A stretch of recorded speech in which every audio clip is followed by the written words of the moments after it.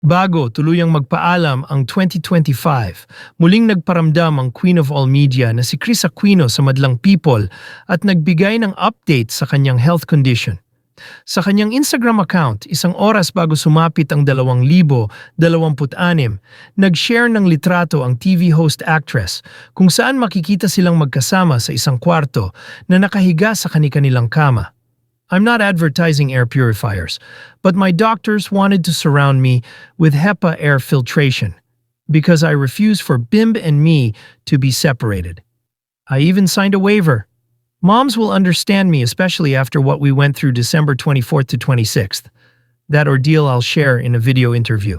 Simulang caption ni Chris sa kanyang IG post.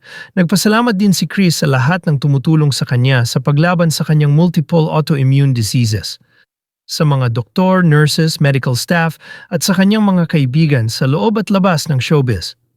My friends from design, entertainment, politics, media, business, religious groups, and my longtime friends who you don't know about. Lahat ng aktres, siniguro rin ng premyadong TV host na hinding-hindi siya susuko sa laban. Maraming bago in 2026 sa buhay ni Bimb at buhay ko.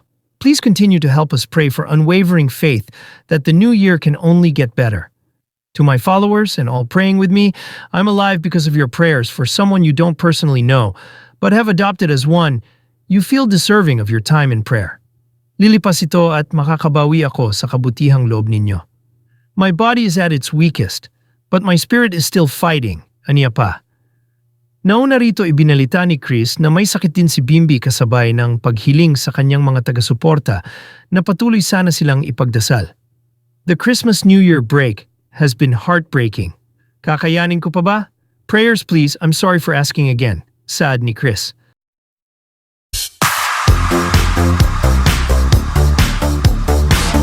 Alam mo, nitong mga nakaraang panahon, di ba ginawa pa nating paksa si Chris Aquino na natutuwa tayo, maganda na ang kanyang katawan, ang kanyang kalusugan, nadadagdagan na ng laman ang kanyang mukha at ang kanyang katawan.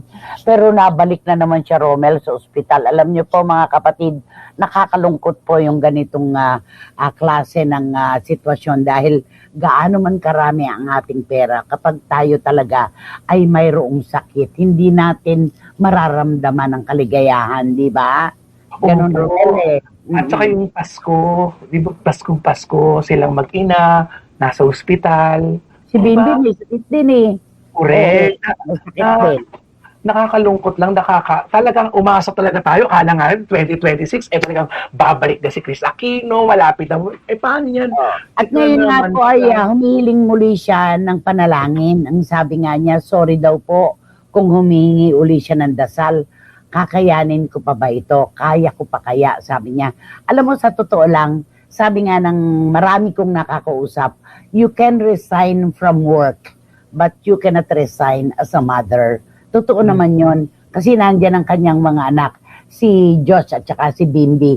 Kailangan siya. At siya naman na nagsasabi, nagpapakatapang siya talaga ay lumalaban ng gusto para sa kanyang mga anak.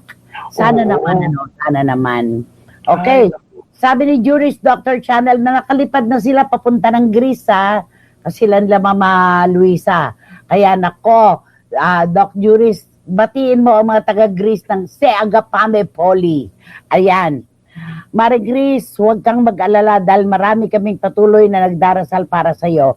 Pero kung ang tanong ay kung kakayanin mo pa, sa iyo rin talaga magsisimula ang sagot. Kahit marami ang nagdarasal, magiging mahirap pa rin kung may pagdududa ka sa iyong sarili. Kaya mahalaga ang paniniwala at positibong pag-iisip. Tama.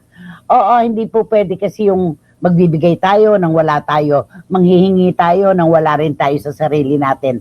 Dapat tayo ang unang-unang maniniwala. Yun lang yon, di ba naman? Nako, active ngayon, napalibasa. Ngayon pa lang magsisimula ang kasiyahan sa iba-ibang bansa. Nauna pa rin ang wari, eh. Kaya ito, tinan mo, talagang etong sabi ni Wating-Wating, Chris Aquino is still fighting for her children.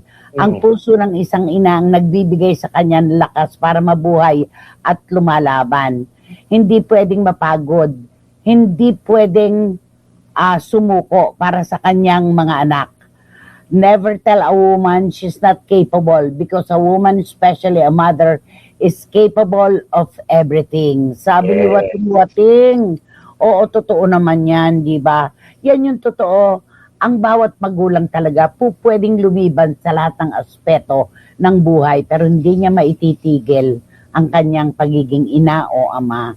Ganon. At sabi ni Dan Clavesillas, health is wealth po talaga, Nay. I feel you, Chris. Dasal lang talaga ang magagawa natin at laban lang, sabi nga ni Nanay. Mabuti nga po at may pangtustos siya sa kanyang mga pagpapagamot. God bless all of us this 2026. Maraming salamat, Dan Clavesillas.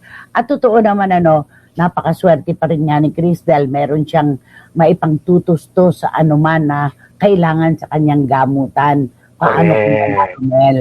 Sa kalusugan lang talaga siya talagang hindi biniyayaan ng magarbo at malakas na pangangatawan. Pero sa lahat ng bagay, meron siya. Sabi Yun nga yun. natin, no health, no wealth. No wealth, no health. Diba? Yes. Sabi ni Ebilitada, sana ngayon taong 2026 ay tuluyan ng gumaling si Miss Chris Aquino. Nakakamiss na ang kanyang kataklisan sa mundo ng lokal na aliwan. Oo, yan yung talaga inaabangan ng marami, yung pagbabalik niya talaga. At saka yung AI niya kasi, siyam yan eh. Oo. Pumahinga man ng 6, may 3 pang magiging aktibo. Pumahinga man ng 3, may 6 pa rin na natitirang aktibo pa rin, di ba? Happy New Year, Nay and Romel. Hope Chris gets better soon.